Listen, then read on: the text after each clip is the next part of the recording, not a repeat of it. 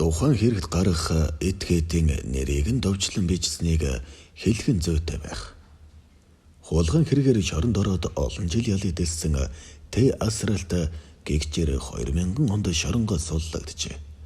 Түүний эхнэр Туя гэгч царайлах хүүхэн Асралтыг шоронд байхад нь байн гэргэж дөрж түүнийг бүтэн 8 жил хүлээжээ.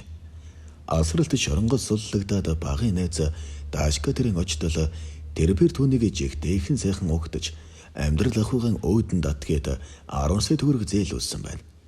Гэтэл энэ нь цаанаа нарийн учиртай байж. Энэ тухай Асралт энхүү ярьсан юм.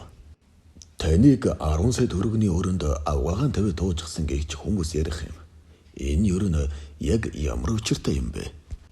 Энэ бол ерөөсөө л нэг автын ослоц ихэлсэн маш эмгэн нэлтэй түүх. Би багын найз Даашкагаас 10 сая төгрөг зээлээд машин авсан юм л да. Тэгтэл би автын осол гаргаж амьдрал маань оронгоор иргэсэн. Гэсэр сумын уулзуур дээр нэг муу ямби өвгөн бензний араас орчихсан юм. Ирүүл байсан мөртлөө дэрэгдэх хүнтэйгээ буухалж яваад өмнөх тэрэг гэрэл дарагдсныг нь хараагүй. Өдөж гаруй бүрэл болж байсныг чилэх үү, нэг л мэдхэд нүүрэн дээр шахуу 2 том улаан гэрэл маналцаад ирэхэд тоорон цаг шигсэн ухаантай. Тэгээд л будаа болсон. Таны мөрөгсөн машинд байсан хүмүүс гэмтсэн үү? Өвгөн бензийг нэг якэр өвгөн барьчихсан. Ихнэрээ дэрэгдээ суулгаад явж байсан юм билээ. Ихнэрийнхэн тарих хөдөлж хамраас нь цус гарсан. Бензнийх нь ард тал үнэндээ явах юмгүй болсон л доо. Миний тэрэг яагаачгүй. Тэгээд тэр өвгөн бүр автын цагта дөргөн хоёрыг зэрэг дуудсан шүү. Ихнэр нь гэмтэлд очиж үзүүлж сөрдүүлэн болж хэд хоног эмнэлгээр явсан. Хөгш нөнж яах вэ? Би энэ тэргээ 6 саяар авсан. Хэдэн үеэрээ өрөвдлөөсөн хөрөнгийг минь сүйдгээд ажиглаа. Одоо би энэ танкнд дайруулсан пивны лас шиг ямар яах вэ? Чиний дэргээр сольж авна. Эсвэл амиа хорлон гэдэл шүүх сэргийлэх болоод гүйчихсэн. Хүн гэдэг бас цагаа тулахад муухай амтан байдгийн байлээ дээ. Тэгээд л та тэргээ сольжчихсан юм уу? Солихгүйгээ яах вэ? Чи бодоод үз. Би бүр тэргийг чинь шунхлаа засуулаад өгье. Эсвэл 2 өрөө байраа өгье гэд ядчихсан. Угаасаа би тэр шүүх сэргийлэхэд чинь олон жил байцаатаа заалгачихсан. Тэгээд ч над чиг олон жил ял эдэлсэн хүний шууд л нөгөө шоронд руу олон таван өггүй хийчих нүцтэй. Тэгээд дахиж шоронд орохгүй тулд сайхан шиндэргээ зүгээр л өшгөж байгаа юм. Элдв хил амнаас холуур яваарай гэж муу аав минь нүд анихтаа загсан юм л да. Би тэр захиасыг энэ яваа насандаа биелүүлсэнгүй. Өнөө мүү бензээ тэгээ та яасан бэ? Засуулмар болоод унсаа. Харин жих хөлдөөжсэн хөрхий. Тэр хөгшин угаасаа бензин дээрээ мөнгө нэмэж өгөөд ВАЗ 469 авах бодолтой байсан гэж хожим хүнээс дуулсан л та. Гайл байхгүй юу? Очиж түүний хойноос орчихдаг. Даашкагийнхан 10 сая төгрөгийг төлсөн үү? Яаж төлөх вэ? Зээлийн хугацаа дуусахад би гэдэг амтан хуучмуу өвгөн бенз 2 өрөө байр нэг ихнээс өөр эмгүү сууж байгаа юм чи. Байраа зарыг ихээр ихнэр Даашка 2 дас хориглоо зөвшөөрөөг. Машина өгөх гэхээр эвдэрхийн ямби юмар чи яах юм бэ гэн. Тэгэд би хатанд хавчуулагдсан халууны зулцаг ээжл болсон доо. Даашка өдөр бүр өөрөө нэхэж ирээд шалаад суучихна. Заримдаа бүр хонно гэж. Хажуугаас нь ихнэр маань миний өмхөөг ядуу зүдүүгээр нь дуудана. Сүүлдээ бүр харж унахч залхдаг болсон гэдэл удчих. Хайшраад ойр зур хөдөө явсан болж хоног дөөрүүл. Нэг шин ирсэн чинь Даашка ихнэртэй минь гэвтэж байдаг байгаа. Ууг нь манай ихнэр тийм хүн биш л дээ. Тэгээд ч 2 сард жирэмсэн байсан юм байлээ. Тэгээд юу болсон бэ? Тэгээд хойлонг нь нэг сайн болгож тавьсан. Гэтэл хүний эрх чөлөөнд халдсан гэдэг саад болох байр гэжэд 1 сар тэглүүлсэн. Арай л 90 үсгч хийгүү шүү. Даашка, Туя, та гурав чинь бүр харвагийн найзууд гэвэзтэй. Тэр инж тийм л дээ. Хүн гэдэг муухай амтан гэж би түрүү хэлээгүй юу? Сүүлд нь мэдэхнээ Даашка 10 жил байхдаа л манай ихнэр дурлсан. Туя түүнийг тоодоггүй байсан юм билээ. Яаж тоох вэ? Даашка ёстой нусаа газартаа наасан хүүгийн бэнд байсан юм чи.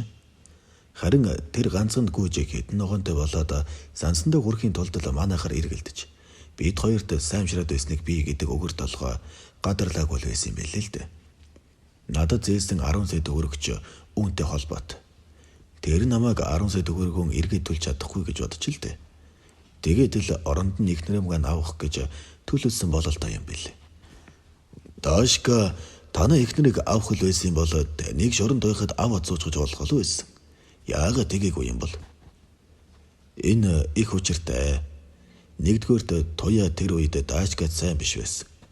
Хоёрдугаарт би Туяаг надаас өргөнтэй суусан байвал шоронгоос гараад аалн гэдэнгээ сүрдүүлчихсэн байхгүй юу? Гуравдугаарт Даашка намайг шоронгоос гарч ирэхэд Туяатай суужчихсан байвал би ёстой галтай цогтой боон үсттэй. Тэр надаас айчихгүй юу? Харин намайг өрөнд орсны дараа Даашка их бардам болсон. Туяа ч их хэгжүүн болсон. Ингээд л би нэг өдөр эхнэрээ тавиад дуужчихсан хүн дээ. Даашка эхнэрийг ч навж явах үед та гэртээ байсан уу? Байлгүй яах вэ? Наадмын дараа гуруулаа манай гэрт бүтэн 7 хоног идэж ууж өөлж дуулцгаас. Дотор сэтгэлийн нээж илэн далангуй ярилцах, хүн хүнтэйгээ эв дүгэн олох, ойлцолцох чинь сайхан юм билээ дээ. Тэгээд л тогоо шиг эзтэй эхнэрийн тохон дээр нь үнсэж, Даашка тэр хоёрыг гаргаж өгөөд гэртээ гонцараа эрүүл согтун мэддэхгүй 7 хонсон. Даашкаг эргэж ирээд зэмлээгүй бол өөхөх байсан биз? Үгүй юу. Эхнэрийг чинь хөвлөдөх үрдээ навчгаад бас эргэж ирж загнасах хэрэггүй. Тэгэлгүй яах вэ? Түүний зөвлөдөө. Тэрэл намайг хүний хорвогийн тоос дуртаг бузар болойг хожууж гэсэн ухаарахад туслалсан. Хүүхэд чинь арай Даашкаг их биш үз. Тэр хүүхэд ч яахан бодлонтой шүү. Туяа маань Даашкаг өвчсөн хүү төрүүлсэн. Хаа очиж би нэр өгсөн гэж. Тэгэхээр таныг 10 сая төгрөгийн өрөнд эхнэрээ өгчихсөн хүн гэж ойлгож болох уу? Ер нь л тэгсэн юм чинь дээ. Нууцгүй хэлэхэд би чинь 10 сая төгрөгийн өрөнд авгаагаан тавиад туужчихсан хүн шүү дээ. Эхнэрээ өгөхийн оронд бензээ зарчихсан бол ааштай юу да? Тэр их учиртай. Зарах санаатай техникийн зах дээр нэг бүтэн сайн өдөр очсон. Ганц 2 хүн сонирхсан боловч аваагүй л дээ. Даагуурын зах дээр очиод зарагдахгүй бол дахин очиод нэмэргүй. Хуучин дэргийг бол нэг л нотойгээд асуудаг ч үгүй юм билээ. Дээр нь Даашка шургачсан гэсэн.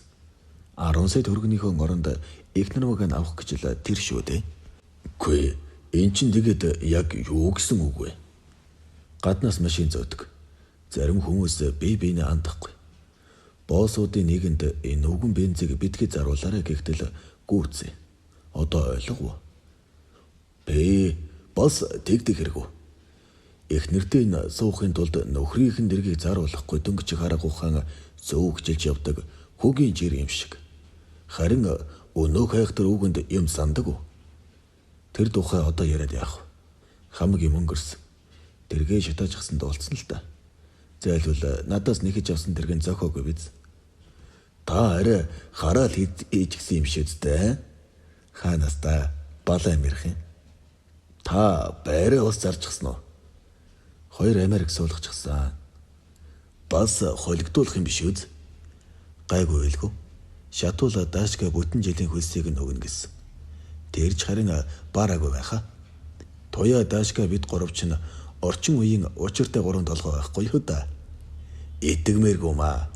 Та Туяаган одоо сандг уу? Яалаа гэж дээ. Хүний эхнэрийг санаад явах үү дээ. Гэхдээ холбоотой байхыг л хичээдэг дээ. Би 10 сая төгрөгийн өрөнд авгаагаан тавиад дуужчихсан хүн дээ. Химэн ярих тэг асралттай ярилцсан богинохон тэмдэглэлээ та бүхэндээ уншиж хүргэлээ.